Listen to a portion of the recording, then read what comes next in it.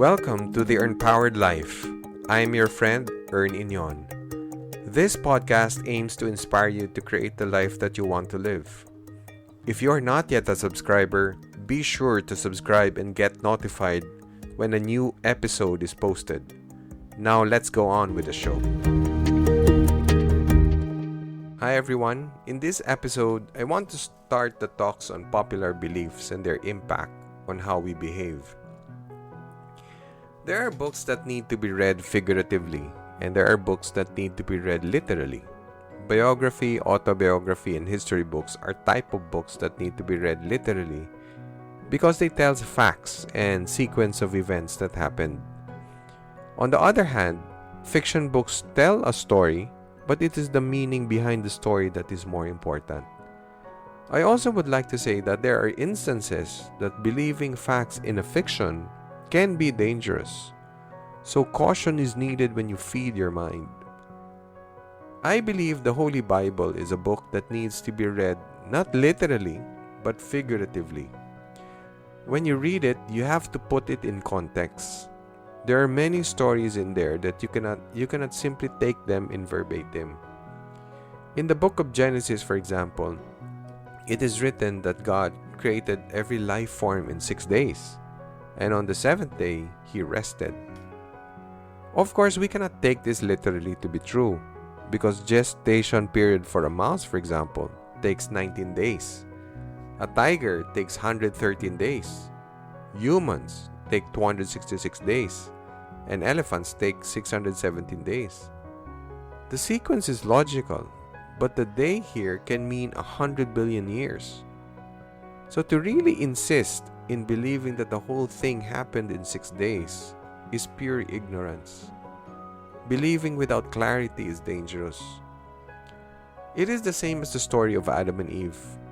I believe it is a story that needs to be interpreted figuratively rather than literally. And believing the facts in this story is dangerous. The story of Adam and Eve is central to Christianity because it points us to our ancestors. That's why it is hard for Christians to dismiss this story as not historical because so many of our beliefs are anchored on this story. Like the concept of original sin and introduction to evil are anchored on this story. I know because I had a hard time also. For years, I also believed that it really happened. But as I gained more wisdom, it is the meaning and more important, and more so it is its impact that is more important. First, whether the story did happen as depicted in Genesis or not is not really important. It's like this. Today it is a fact that you and I are alive. I am breathing and I can hear my voice as I talk. That means I am alive. I am sure you are too because you're listening to this podcast. But fast forward 200 years from now, everyone who is alive today will be dead. And the people who will be alive by then would wonder whether you really existed or not. But you see, whether you and I really existed or not in the minds of people in the future generations do not bear relevance anymore. What will make you relevant to the people in the future is the impact that you've made. Secondly, I believe Adam is a representation of our masculinity and Eve represents our femininity. Masculinity means our physical strength. Adam to be coming out first means we need more of our masculine attribute to survive. After survival, we need our feminine attribute to take care of life in this world that has been entrusted to us. I said earlier that it is dangerous to believe in the facts of this story. In Genesis 2 verse 18, it says that the Lord God said, "It is not good that the man should be alone. I will make him a helper as his partner." Another one is in chapter 3 verse 16. To the woman he said, "I will greatly increase your pangs in childbearing. In pain you shall bring forth children, yet your desire shall be for your husband, and he shall rule over you." To take this literally, does this mean that women were really created or meant to keep to keep men company? They were really created as helpers? Women as second class citizens? Women are meant to serve men? And that is exactly what happened.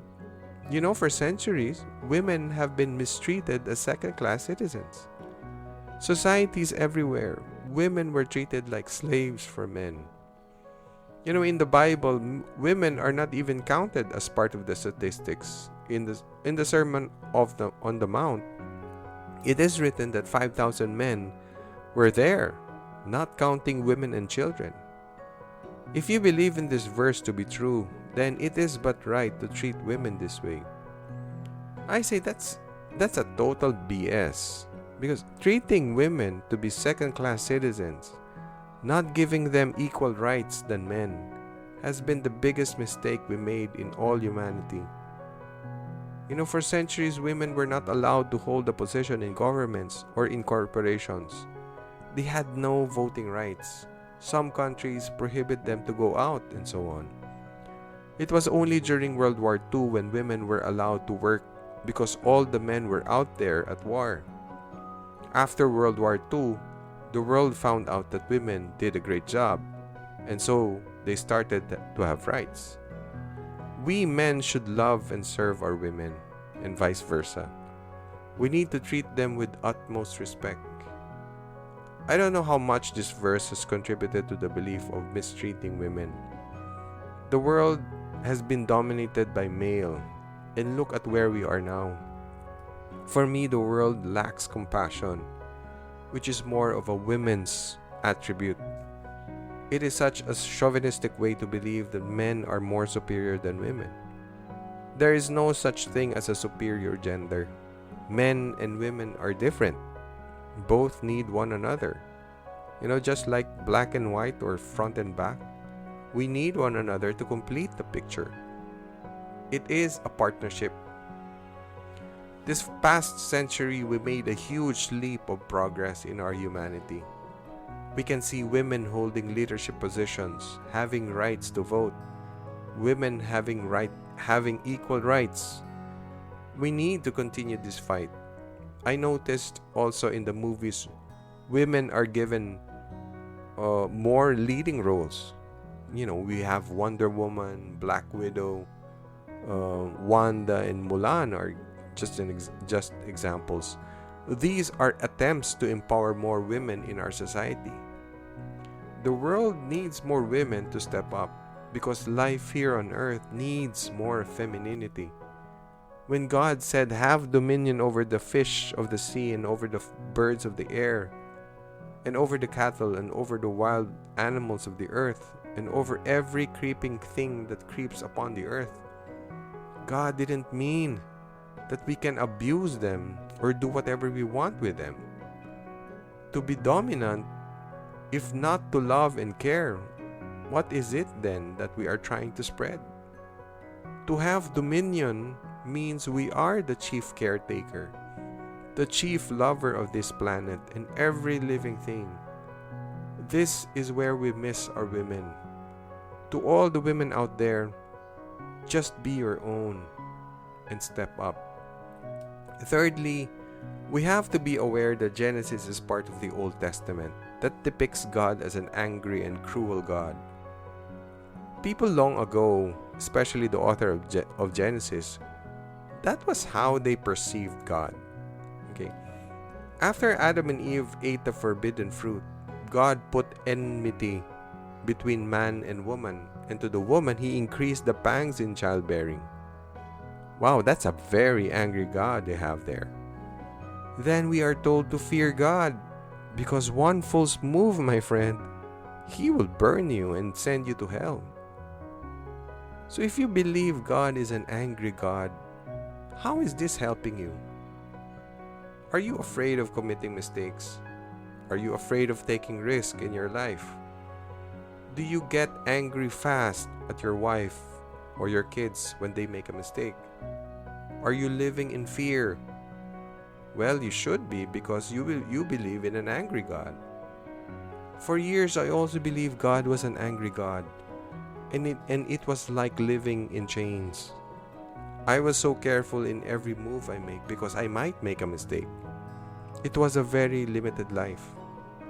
Now I believe we have a loving God, a God that loves me for who I am and with all my imperfections. If you make a mistake, He will embrace you, and He will tell you not to be afraid because He has your back. I don't fear God because He is in me. By believing that He is in me, I honor Him by exuding love to every person that I meet and to the work that I do. I will give you an analogy. You know, when my wife and I knew that Ate Bing, the older sister of my wife, was coming home and live with us for a couple of months, we started beautifying our home. I fixed the patch garden, I bought more plants, made a beautiful walk path around our house so Ate Bing can walk around while looking and appreciating the plants. We fixed the room where she was going to stay. We made sure that air conditioning was working well, bought new bed sheets and pillows. Days before she arrived, we had a general cleaning of the house, and we stocked our refrigerator with all her favorite food. Now, why did we do all these? Because we want to honor Ate Bing by showing how much we love her. I am sure you do that when someone you love visits your home. You see, when you embrace a loving God, you become loving also. It is a natural reaction to improve yourself and your surroundings when you love, respect, and honor. Remember, you become who you worship. You have a choice to live in fear or to live in love. It will depend what kind of God you worship. The choice is yours. Thank you so much for listening, friends. Please rate and review this podcast and share it to your friends. Until next time, blessings always.